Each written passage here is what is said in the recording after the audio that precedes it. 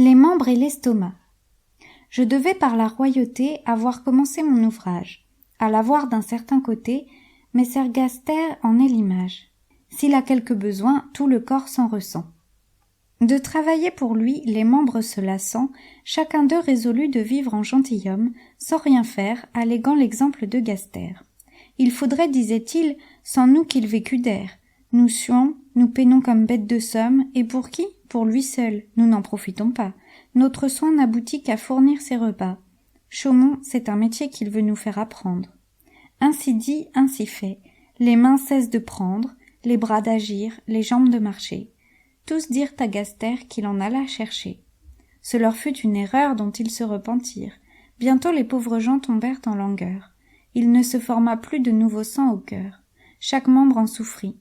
Les forces se perdirent. Par ce moyen les mutins virent que celui qu'ils croyaient oisif et paresseux, à l'intérêt commun, contribuait plus qu'eux. Ceci peut s'appliquer à la grandeur royale. Elle reçoit et donne, et la chose est égale. Tout travaille pour elle, et réciproquement, tout tire d'elle l'aliment.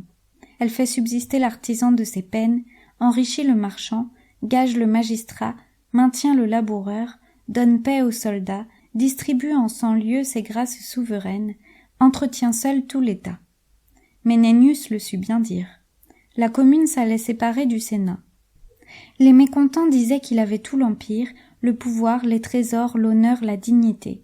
Au lieu que tout le mal était de leur côté, les tributs, les impôts, les fatigues de guerre.